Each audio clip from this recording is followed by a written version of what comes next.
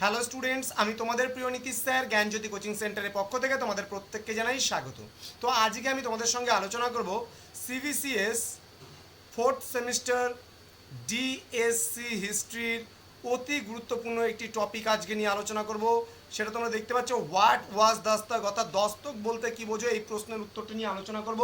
তোমাদের এবার পরীক্ষার জন্য কিন্তু 100% কমন সাজেশনের মধ্যে একটা প্রশ্ন আজকে আলোচনা হচ্ছে, হোয়াট ওয়াজ দস্তক মানে দস্তক বলতে কি বোঝো। ক্লাসটি শুরু করার পূর্বে তোমাদের বলবো, যারা এখনও আমাদের অফিসিয়াল ইউটিউব চ্যানেলটিকে সাবস্ক্রাইব করোনি তারা অবশ্যই চ্যানেলটিকে সাবস্ক্রাইব করে আমাদের সঙ্গে থাকো, পাশে থাকো, বন্ধুদের সঙ্গে ক্লাসগুলো শেয়ার করো।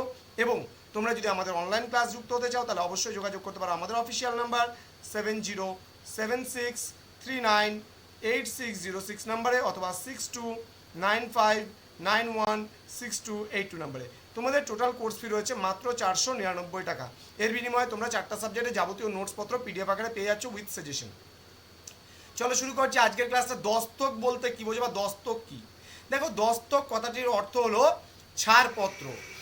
1717 খ্রিস্টাব্দের মোগল সম্রাট ফারুক শিয়ার ব্রিটিশ ইস্ট ইন্ডিয়া কোম্পানিকে বিনা শুল্কে বাণিজ্য করার জন্য যে ফরমান বা অনুমতি দেন তা কিন্তু দস্তক নামে পরিচিত বা দস্তক নামে খ্যাত। আবারও বলছি, দস্তক কথাটির অর্থ হলো ছাড়পত্র। 1717 খ্রিস্টাব্দে মোগল সম্রাট ফারুক শিয়ার ব্রিটিশ ইস্ট ইন্ডিয়া কোম্পানিকে বিনা শুল্কে, অর্থাৎ কোনো ট্যাক্স দিতে হবে না, তো বাণিজ্য করার যে অনুমতি দিয়েছিল বা ফরমান জারি করেছিল সেটাই কিন্তু দস্তক নামে পরিচিত এক কথায় বলতে গেলে।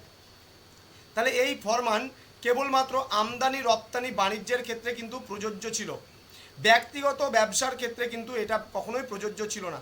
যেমন দেখো, আই কার্ড, যেমন আমাদের মনে করো স্টুডেন্ট আই কার্ড দেওয়া হয় এবং আমরা কি করি, বাসে সেই আই কার্ডটা দেখালে পরে আমাদের কলেজে যেতে গেলে বা পড়তে যেতে গেলে আমাদের ভাড়া কম নেয়। কিন্তু আমি মামাবাড়ি ঘুরতে যাচ্ছি, আমি আই কার্ড দেখায় বলছি যে স্যার হাফ ভাড়া নেন, আমি বাসের কন্ট্রাক্টরকে বলছি, তাহলে কিন্তু সেটা তোমার ব্যক্তিগত ক্ষেত্রে হয়ে গেল। তাহলে ব্যক্তিগত ক্ষেত্রে এটা কিন্তু ইউজ করা যাবে না। তাহলে কোম্পানি যে ফারুক শিয়ার ফরমান অনুযায়ী যে দস্তক লাভ করেছিল সেটা কিন্তু তার বাণিজ্যের ক্ষেত্রে, ঠিক আছে, বাণিজ্যের আমদানি রপ্তানি বাণিজ্যের ক্ষেত্রে, কিন্তু ব্যক্তিগত বাণিজ্যের ক্ষেত্রে কিন্তু কখনোই এটা ইউজ হতো না। কিন্তু কোম্পানি কিন্তু এই দস্তক কি বলছে, যে ব্যক্তিগত, হ্যাঁ, ব্যক্তিগত বাণিজ্যের ক্ষেত্রে কিন্তু ব্যবহার করতে থাকে এবং দস্তকের অপব্যবহার করেন, যা কিন্তু পলাশির যুদ্ধের একটি অন্যতম কারণ হিসেবে পরিচিতি লাভ করে। ওয়ারেন হেস্টিংস 1773 খ্রিস্টাব্দে বাংলায় দস্তক প্রথা কিন্তু লোপ করেন। এর ফলে কোম্পানির কর্মচারীদের অবৈধ ও বিনা শুল্কে বাণিজ্য করার সুযোগ কিন্তু বিলুপ্ত হয়ে যায়।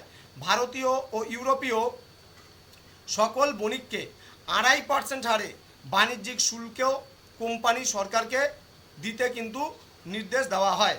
তো এই ছিল আজকের ক্লাসটি।